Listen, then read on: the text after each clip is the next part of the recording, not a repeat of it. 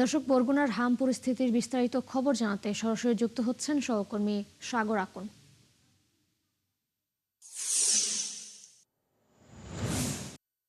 সাগর, পরিস্থিতি নিয়ন্ত্রণে টিকাদান কর্মসূচি কেমন চলছে সেখানে, এবং এ বিষয়ে চিকিৎসকরা কি বলছেন জানাবেন।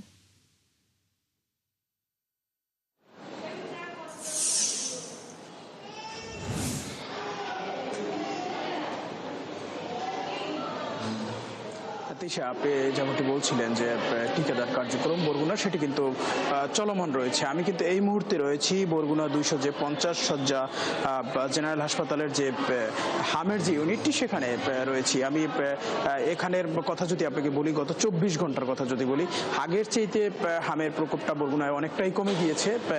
গত 24 ঘন্টায় মাত্র 4 জন নতুন করে হাম শনাক্ত হয়েছে এবং জেলায় কিন্তু মোট এখন পর্যন্ত 308 জন হাম শনাক্ত হয়েছেন।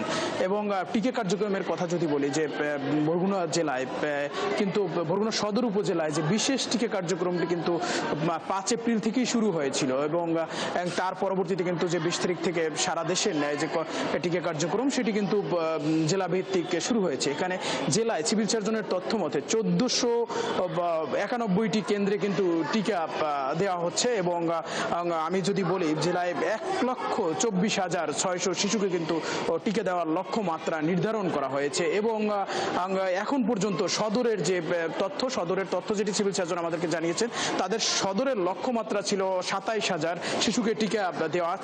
সেক্ষেত্রে কিন্তু গতকালকেই তাদের সেই লক্ষ্যমাত্রা কিন্তু আমরা দেখেছি যে পূরণ হয়ে গিয়েছে এবং তারা বলছে যে অন্যান্য যে 5টি উপজেলা রয়েছে বরগুনার, সেখানেও তারা যে সেখানেও প্রায় 93,000 শিশুদের টিকা দেওয়া হবে এই টিকার আওতায়, তাদেরকেও তারা টিকা দিতে পারবেন বলে জানিয়েছেন। এবং তারা আরো জানিয়েছেন যে যারা 6 মাস থেকে 59 মাস পর্যন্ত যাদের বয়স, তাদের সবাইকে এই টিকার আওতায় আনা হবে।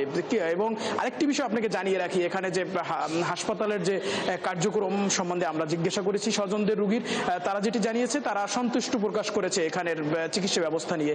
এখানের চিকিৎসা ব্যবস্থা তারা বলছেন যে ভালো রয়েছেন এবং যেহেতু হাসপাতালের তত্ত্বাবধায়কের সাথে আমাদের সাথে কথা হয়েছে, তিনি যেটি জানিয়েছেন যে হামের প্রকোপ কিন্তু কমে গিয়েছে এবং এই টিকাদান কার্যক্রম আরো 1 মাস থাকলে কিন্তু বলা চলে যে পুরোপুরি হাম নিয়ন্ত্রণে এসে যাবে বরগুনায়। তো তিশা, এই ছিল বরগুনা থেকে সবশেষ।